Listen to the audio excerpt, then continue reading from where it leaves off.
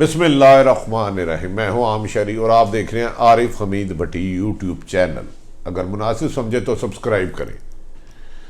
नाजरीन, दो अहम तरीन खबरों के साथ आपके सामने हाजिर हुए हैं।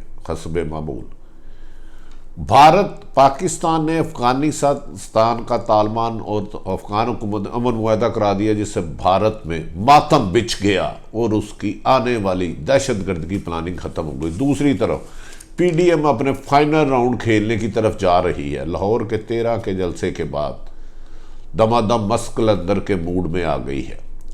इस सिलसिले में अहम तरीन डेवलपमेंट हुई है कि आसफ अली जरदारी ने शिकवा किया है पीडीएम की क़यादत, खुसूसन नवाज शरीफ से, कि पीडीएम के प्लेटफॉर्म से जो भी फैसले होंगे मुश्तरका तौर पे होंगे। अगर कोई एक जमात इस्तीफ़ों का फैसला करेगी और पीपी को एतमाद में नहीं लेगी तो हम उनका साथ नहीं देंगे। कहीं ऐसा तो नहीं 11 जमातों का इत्तेहाद अगर जल्दबाजी में कोई तब्दीली ला सकता है। बहरहाल इसके लिए आने वाले 2 महीने हस्बे मामूल अरसा से कह रहा हूँ अहम होंगे। नाज़रीन, पहले तो हम इधर पाकिस्तान की सियासी सूरत हाल पर आ जा रहे हैं, क्योंकि सर्द मौसम में गर्म हवाएं और ज़बानों से निकलते हुए अल्फाजों की बजाय खंजर और जहर आलूद तलवारें हुकूमत और अपोजिशन दोनों एक दूसरे को चीरने पे तुल चुके हैं। और इस मौके पर वज़ीर आज़म पाकिस्तान इमरान खान का कहना है कि मेरी हुकूमत जाती है तो जाए, लेकिन मैं किसी को भी एनआरओ नहीं दूंगा और मैं हुकूमत छोड़ दूंगा लेकिन लुटेरों को नहीं छोड़ूंगा। जबकि अपोजिशन का कहना है कि इमरान खान साहब ये बताएं कि अब तक की जो भी नैब की कार्रवाइयाँ किसी बड़े लीडर से कोई पैसा निकला है जिसमें बज़ाहिर वज़न है। जबकि इमरान खान साहब का कहना है कि एहतसाब अदालतें कम और अदालती निज़ाम में कुछ इस सिलसिला है जिससे मुश्किलात पैदा आ रही हैं। नाज़रीन, अब आ जाते हैं कि 11 जमातों का एक इत्तेहाद बना पीडीएम, जिसका नाम बताया गया पाकिस्तान। ये जो पीडीएम बना है इस पर पहले तो ये था कि इमरान खान को टारगेट किया जाए, फिर नवाज शरीफ, उनकी साहबजादी मोहतरम मरीम नवाज और मौलाना फजल रहमान ने अहम तरीन अदारों के 2 अफसरों को नाम लेके ललकारना शुरू कर दिया। इल्ज़ाम नहीं, ललकारना शुरू कर दिया और खौफजदा भी करने की कोशिश की हुकूमत समेत सबको। और इमरान खान को तो वो मैटर ही नहीं करते। एहतजाज का ये सिलसिला गुजरांवाला से शुरू हुआ। अब लाहौर 13 नवंबर को जलसा है। मुल्तान में हुकूमत की नादान दोस्तों की गलतियों ने पीडीएम के एक दिन के जलसे को 5 दिन का बुलाया। ताहम इस दफ़ा इमरान खान साहब को कुछ लोगों ने कहा कि इन्हें खुला दें, मीनारे पाकिस्तान भरना इनके लिए बज़ाहिर मुमकिन नहीं। जिसके बाद मुस्लिम लीग नून, खसूसन क्योंकि पंजाब में लाहौर की मेज़बान होस्ट मुस्लिम लीग नून है, इस वक्त सख्त मेहनत करने की कोशिश कर रहे हैं। ताहम उनके करीबी हल्के भी कहते हैं कि पीपल्स पार्टी का वोट बैंक पंजाब में है नहीं। हमारे लिए मीनारे पाकिस्तान अकेला भरना मुश्किल है। इसके लिए मौलाना फजल रहमान को उन्होंने कहा है कि आप जो कुछ भी चाहिए, ये मैं कामों में कह रहा हूँ, जो चाहिए आप लेकर आए केपीके और सिंध से, तो हम ये जलसा हर हाल में कामयाब करना है। जबकि हुकूमत के कुछ अहम शख्सियात ने भी वज़ीर आज़म पाकिस्तान को कहा है कि पीडीएम की क़यादत, पीडीएम के तहरीक, पीडीएम का एहतजाज मुंह बोड़ता जा रहा है। लेकिन इससे ज़्यादा खतरनाक हुकूमत में लिए बढ़ती हुई महंगाई जो आतिशफशां बन के रोज़ाना 20 करोड़ आवाम पे गिर रही है और करप्शन की इंतहा हुकूमत को ज़्यादा डैमेज कर रही है। अगर इस मौके पर महंगाई को कंट्रोल ना किया गया और लोगों को गुड गवर्नेंस ना दिए गए, इंसाफ ना दिया गया, तो कहीं पीडीएम की तहरीक से जो आम शहरी बिल्कुल अलग है उसका हिस्सा ना बन जाए। जबकि हैरत वाली बात है कि वज़ीर आज़म ने एक बयान दिया कि अब तबादला नहीं, नौकरियों से फारग किया जाएगा। जबकि लाहौर में टॉप 10 समेत चंद गंदे तरीन करप्ट कब्जा ग्रुप समेत पूरे मुल्क में फैले और वज़ीर आज़म उससे लाइलम है। इसकी यकीनी बात है वज़ीर आज़म तहकीक करने की कोशिश करेंगे और हक़ाइक़ जानेंगे।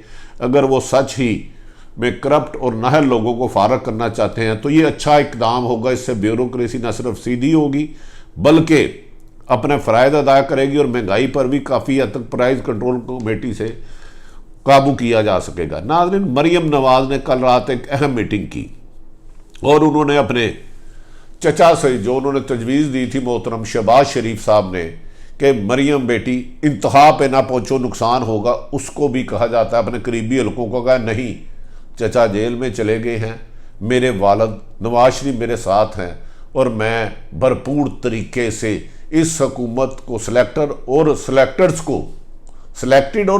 को दोनों के खिलाफ आने वाले दिनों में और तेज़ी से अपने नैरेटिव को बुलंद करूंगी। ताहम कुछ हल्के इसके सख्त खिलाफ हैं, मुस्लिम लीग नून के खुदारा ये हरकत ना करें, इससे सियासी मौत वाक़या हो सकती है। बहरहाल आसफ अली जरदारी का पैगाम नवाज शरीफ और मौलाना फजलुर रहमान को है कि अगर आपने अकेले असम्बलियों से इस्तीफ़े की बात की तो पीपल्स पार्टी अपना फ़ैसला खुद मुख्तियार होगी करने में। इसका बेहतरीन हल है कि आप पीडीएम की क़यादत सर जोड़ कर बैठे और जो भी हिकमत अमली बनाए वो मुश्तरका बनाए। दूसरा नाज़रीन, जो पाकिस्तान को बड़ी अरसे बाद एक फ़तह नसीब अल्लाह ताला ने की, बेहतर हिकमत अमली इसमें हमारे इंटेलिजेंस अदारों का तो नहीं बल्कि एक इस्टेब्लिशमेंट का बड़ा अहम रोल है। अरसा दराज से भारत की अफगानिस्तान में बहुत ज़्यादा गिरफ्त थी, वहाँ उनके ट्रेनिंग सेंटर थे, दहशतगर्द तैयार किए जाते थे, वो पाकिस्तान समेत दीगर मुल्कों में कराते थे।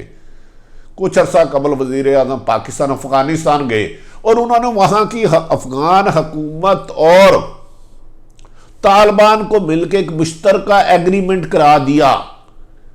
इस एग्रीमेंट से भारत आउट हो गया। एग्रीमेंट की मेन शराइत ये थी तकरीबन 2 दर्जन से जायद शराइत थी कि अब अफगानिस्तान के फैसले अफगानिस्तान में होंगे और अफगानिस्तान में तालिबान के पकड़े हुए तमाम लोग रिहा किए जाएंगे, किसी के खिलाफ कोई सख्त कार्रवाई नहीं होगी। अफगानिस्तान तालिबान की इस तहरीरी मुआहदे के बाद भारत ने अमेरिका को शिकायतें लगाई कि अगर 2021 में मुकम्मल फौजें चले गई तो पाकिस्तान भारत का जो अफगानिस्तान में अमल दखला ट्रेनिंग कैंप है हमें नुकसान होगा। लेकिन तालिबान हुकूमत ने अफगान हुकूमत ने तालिबान से मुआहदा करते हुए कहा कि हमें अपनी हुकूमत को भी महफूज बनाना है, हमारी हुकूमत के खिलाफ नहीं होगा। तहरीरी मुआहदे में यह भी तय किया गया कि जो तालिबान के हलके हैं तालिबान के पास रहेंगे, अफगान हुकूमत रहेंगे। सबसे अहम तरीन हुआ कि यहाँ इस्लामी निज़ाम लाया जाएगा, अफगानिस्तान में इस्लामी नवाज लाया जाएगा। उनकी जो बड़ी शराइत में थी कि सूद का खात्मा करने की हर मुमकिन कोशिश की जाएगी, शरई अदालतें लगाई जाएंगी, उलमा कौंसिल बनाई जाएगी। लेकिन इसलिए अमेरिका 2000 अप्रैल या मई में 21 से पहले फौज खाली करेगा। इससे पाकिस्तान की एक सफारती सतह पर बहुत कामयाबी, और भारत जो दुनिया में दहशत गर्दी फैलाने के लिए अफगानिस्तान को ज़मीन इस्तेमाल कर सकता था, आइंदा नहीं करेगा। अगर वहाँ इस्लामी निज़ाम नाफज होता है, यकीनन सूद का खात्मा होगा, करप्शन का खात्मा होगा। इस्लामी निज़ाम जिस मुल्क में नफाद होता है अल्लाह की रहमत आ जाती है। और ये भी कहा गया कि तालिबान के तमाम कैदियों को जल्द अज जल्द, जिन बहुत बड़े जराइम नहीं हैं, आज़ाद कर दिया जाएगा, रिहा कर दिया जाएगा। हुकूमत ने कहा कि जब तालिबान की कुछ चंद शराइत में एक ज़्यादा भी अहम शराइत है कि आइंदा अफगानिस्तान में गैर मुल्की ताकतों की इंटरफेरेंस कम से कम होगी, यानी कि अमेरिका भी आउट, भारत भी आउट। इसे कहते हैं अमेरिका, भारत, अफगानिस्तान तालिबान में मुज़ाकरात में नॉकआउट हो चुका है। गैर मुल्की फौजें भी चले गई, तालिबान के गिरफ्तार किए गए लोग भी रिहा हो जाए, और अफगानिस्तान की ज़मीन को ये अफगान हुकूमत और तालिबान में जो तहरीरी मुआहदा हुआ है गैर मुल्की दहशत गर्दी के लिए इस्तेमाल नहीं किया जाएगा। यानी कि जो भारत ने अपने सफारत खाने के रूम में वहाँ दहशत गर्दी कैंप कायम किए, उनका खात्मा भी यकीनी होने की उम्मीद की जा सकती है। नाज़रीन, इस तरीके में भारत ने बहुत कोशिश की कि ये तहरीरी मुआहदा कामयाब ना हो सके, लेकिन पाकिस्तान के अदारों ने तालिबान और अफ़गान हुकूमत में ब्रिज का रोल अदा किया और दोनों में बढ़ती हुई नफरत और खाना जंगी को अमन की तरफ ले आए। अब तवक्को की जा रही है कि आने वाले दिनों में अफ़गानिस्तान बजाय दहशत गर्दी के अमन बन के रहेंगे, तालिबान अपना रोल अदा करेंगे, इस्लामी मुल्क बनाने की हर मुमकिन कोशिश की जाएगी, जहाँ शरई अदालतें होंगी, अंग्रेजी या फ़ौजी अदालतों से किसी को सज़ा नहीं होगी, इस मुल्क को इस्लामी नाम भी दिया जा सकता है।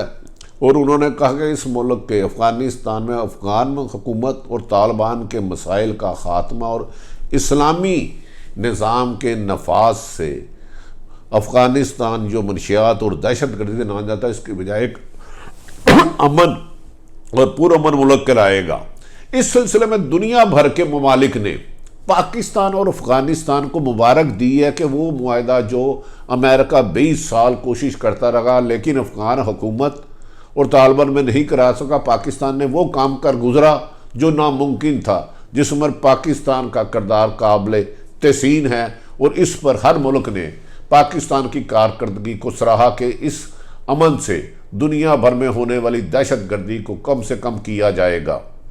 जबकि नाज़रीन, कुलभूषण के सिलसिले में भारत नदामत का शिकार हो रहा है। पाकिस्तान ने उसको कौंसलर रसाई दी और उसको खदशा है कि अब आलमी अदालत में कुलभूषण यादव का केस वो हार जाएगा और दुनिया में एक दहशत गर्दी जो कि उनका राह का एजेंट है उसके तौर पर पहचाना जाएगा। लगता है कि आने वाले वक्त में भारत की मुश्किलात में इजाफा और पाकिस्तान की पर जो इल्ज़ामात लगाते थे उसकी बजाय एक पुरअमन तौर पर एक मफाहमत कराने वाला मुल्क, एक ब्रिज बनने वाला मुल्क करार दिया जाएगा। जबकि नाज़रीन, दूसरी तरफ अब डोनाल्ड ट्रंप जाते जाते किसी भी सूरत इसराइल के नौतन यादव की तरह ईरान पर हमला कराना जा रहा है। उधर की सूरत हाल आइंदा आने वाली वीडियो में आपके सामने पेश करेंगे। लेकिन अफ़गानिस्तान का ये अमल जो है, ये मेरा ख्याल है पाकिस्तान दुनिया के लिए एक खुशखबरी है और भारत के मातम और नाकआउट होने की वजह समझ आती है कि भारत को यहाँ शर्मिंदगी हुई, यहाँ से दहशत गर्दी के कैंप उसको ख़त्म करना पड़ेंगे और अपनी जंग खुद लड़ना पड़ेगी। जबकि खुद नरेंद्र मोदी के खिलाफ करोड़ों लोग, किसान, मजदूर सड़कों पर आ चुके हैं। नाज़रीन, अपने इर्द गिर्द रहने वालों की खुशियों का ख्याल रखें। वक्तन वक्तन जैसे जैसे ख़बरों में डेवलपमेंट होगी हम देंगे, लेकिन जैसे वो खबर तब्दील होती है तो उसके मुताबिक तब्दीली की भी आपको बताएंगे। आज मुआहदे होते हैं, शाम को टूट जाते हैं, आज एक लीडर कुछ कहता है, कल कुछ कहता है, लेकिन हमारा फ़र्ज़ है जो वो कह रहे हैं, जो हमारी इन्फॉर्मेशन है, उन्हें काउंटर चेक करके हक़ायक़ आप तक पहुँचाएँ।